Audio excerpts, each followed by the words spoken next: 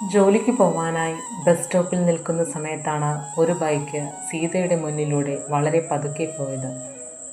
ബൈക്കിൽ ഹെൽമറ്റ് വെക്കാത്ത ഒരാൾ കുറച്ചു ദൂരം മുന്നോട്ട് പോയ ശേഷം സീതയെ തിരിഞ്ഞു നോക്കി ഒരല്പസമയം നിന്ന ശേഷം മുന്നോട്ട് പോയി. അലസമായി നോക്കി നിന്ന സീതയ്ക്ക് ഹൃദയത്തിലെവിടെയോ മഴമേഘം പെട്ടെന്നങ്ങും പെയ്ത പ്രതീതി തോന്നി. താൻ മറന്നുപോയ മുഖമാണോ, അതോ എപ്പോഴും ഓർത്തുകൊണ്ടിരിക്കുന്ന മുഖമോ? അതുപോലെ ചിലപ്പോൾ തനിക്ക് തോന്നിയതാവാം. അയാൾ ഒരിക്കലും ഇവിടെ വരാൻ യാതൊരു സാധ്യതയുമില്ല. ചിലപ്പോൾ മനസ്സ് പറ്റിച്ചതാവാം. അങ്ങനെ വിഷമിച്ചു നിന്ന സീതയുടെ മുന്നിലേക്ക് ബസ് വന്നു നിന്നു. വേഗത്തിൽ അവൾ കയറി.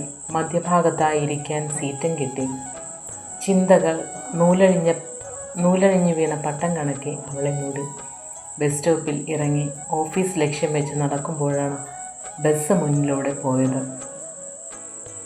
വെറുതെ ഒന്ന് പാളി നോക്കിയപ്പോൾ താനിരുന്ന സീറ്റിൻ്റെ തൊട്ടു പിന്നിൽ ഒരാൾ തന്നെ നോക്കി ചിരിച്ചുകൊണ്ട് എന്തു ചെയ്യണമെന്നറിയാതെ സ്തബ്ധയായി നിന്നുപോയവൾ ഒരിക്കലെങ്കിലും കാണണമെന്ന് ആഗ്രഹിച്ചയാൾ തൻ്റെ കൺമുന്നിലൂടെ കടന്നു പോകുന്നു.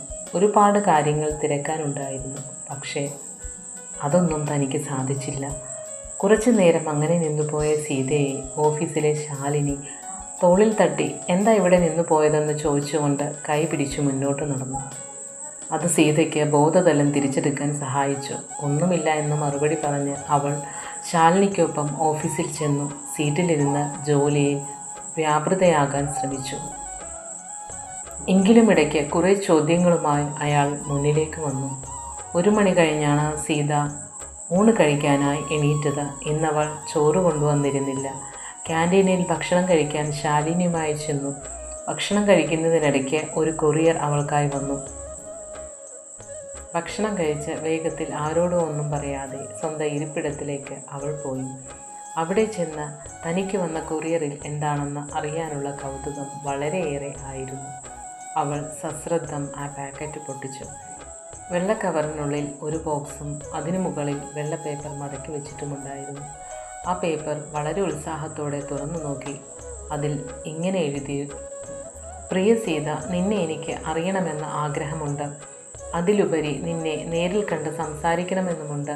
നീ അനുവദിക്കുകയാണെങ്കിൽ എൻ്റെ ജീവൻ രക്ഷിച്ചയാളാണ്. അത് ഒരു നിമിത്തമായി കരുതുന്നു. ഇന്നെൻ്റെ ജീവിതത്തിലുള്ള എല്ലാ സന്തോഷവും സീത കാരണം ആണ്. മരണത്തിലേക്ക് നടന്നു നീങ്ങിയ എന്നിൽ നീ ഒരു പുതു വെളിച്ചം സൃഷ്ടിച്ചു.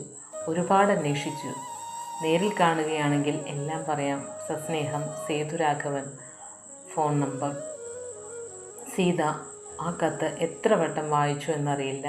സന്തോഷത്തിൻ്റെ കണ്ണീർ കണങ്ങൾ ഇറ്റുവീണുകൊണ്ടേയിരുന്നു. ആ ബോക്സ് തുറക്കാൻ ശ്രമിക്കുന്ന സമയത്താണ് ശാലിനി അങ്ങോട്ടേക്ക് കടന്നു വന്നത്. എന്താണ് കൊറിയറിലെന്ന് അവൾ അന്വേഷിച്ചു. തിരുവനന്തപുരത്ത് നിന്ന് കൂട്ടുകാർ അയച്ചതാണെന്ന് അവൾ മറുപടി പറഞ്ഞു. അവൾക്ക് എങ്ങനെയെങ്കിലും വീട്ടിലെത്തണമെന്ന് ഉണ്ടായിരുന്നു. പെട്ടെന്ന് വീട് വരെ പോകേണ്ട അത്യാവശ്യമുണ്ടെന്ന് പറഞ്ഞ് ലീവ് എടുത്ത് അവൾ വീട്ടിലേക്ക് തിരിച്ചു. വീട്ടിൽ ചെന്നപ്പോൾ അവിടെ ആരുമില്ല. സുജിയപ്പയുടെ ഫോണിൽ വിളിച്ചിട്ട് കിട്ടുന്നില്ല. സുജിയപ്പയുടെ ഭർത്താവിനെ വിളിച്ചിട്ടും അങ്ങനെ തന്നെ. താക്കോൽ നോക്കി നടന്ന സമയം കളഞ്ഞത് മിച്ചം. അവസാനം അവൾ ഉമ്മറത്ത് അല്പനേരം ഇരുന്നു. പിന്നെ കത്തും ആ ബോക്സുമായി തൻ്റെ അച്ഛനും അമ്മയും ഉറങ്ങുന്ന മണ്ണിലേക്ക് ചെന്നു. അവിടെ കുറച്ചു നേരം ഇരുന്നു. തൻ്റെ സന്തോഷവും സങ്കടവും എല്ലാം പങ്കുവച്ചു. ആ ബോക്സ് അവൾ പതുക്കെ തുറന്നു. അതിലൊരു വെള്ളിക്കൊലുസായിരുന്നു ഉണ്ടായിരുന്നത്. പിന്നെ ഒരു ചുമന്ന റോസാപ്പൂവും. ആ കൊലുസിൽ നിറയെ മണികളായിരുന്നു. അപ്പോഴാണ് സീത തൻ്റെ കാലുകളിലേക്ക് ശ്രദ്ധിച്ചത്. അതെ, തനിക്കൊരു കൊലുസ് നിറയെ മണികളുള്ളത് വളരെ ആഗ്രഹിച്ചിരുന്നു. പക്ഷെ വാങ്ങാൻ പറ്റിയില്ല. ഇതിപ്പോൾ മനസ്സറിഞ്ഞ് തന്ന പോലെ. പക്ഷേ ഇത് സ്വീകരിക്കണമോ? ആരെന്നറിയാത്ത ഒരാളിൽ നിന്ന്, അന്യനായ ഒരാളിൽ നിന്ന് ഇത് ഉചിതമാണോ? അവൾ അച്ഛനോടും അമ്മയോടും തൻ്റെ ആ വേവലാതിയും സങ്കടവുമെല്ലാം പറഞ്ഞ് ഒരുപാട് കരഞ്ഞു.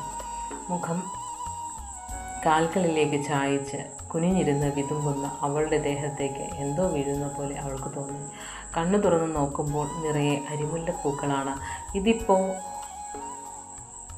ഇതെപ്പോ വിരിഞ്ഞു എന്ന് ആശ്ചര്യപ്പെട്ടുകൊണ്ടിരുന്ന അവളുടെ മുന്നിലേക്ക് സേതു കടന്നു വന്നു. അത്ഭുതവും പേടിയും മംഗലാപ്പുമെല്ലാം അവളുടെ പ്രജ്ഞയിൽ ദ്രുതവേഗത്തിൽ പാഞ്ഞു.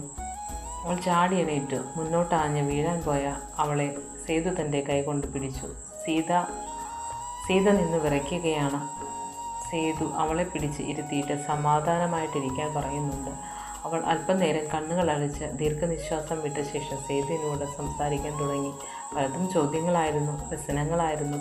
എല്ലാം സശ്രദ്ധം കേട്ട ശേഷം സേതു ആ പാദസരങ്ങൾ അവളുടെ പാദങ്ങളിൽ അണിഞ്ഞ ശേഷം അവളോട് ചോദിച്ചു, ഞാൻ നിന്നെ വിവാഹം കഴിച്ചോട്ടെ എന്ന്. അവളുടെ ഹൃദയത്തിലുണ്ടായ വേലിയേറ്റത്തിന് അതിരുകളില്ലായിരുന്നു. അവൾക്ക് സമ്മതമെന്ന് തലയാട്ടി.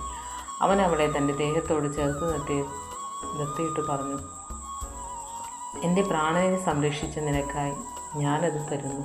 നീ ഇല്ലായിരുന്നെങ്കിൽ ഒരു പക്ഷേ ഞാനിന്ന് ജീവനോടെ കാണില്ലായിരുന്നു. ജീവിതം കൈവിട്ടുപോയ നിമിഷത്തിൽ മരിക്കാൻ തീരുമാനിച്ചതാണ്.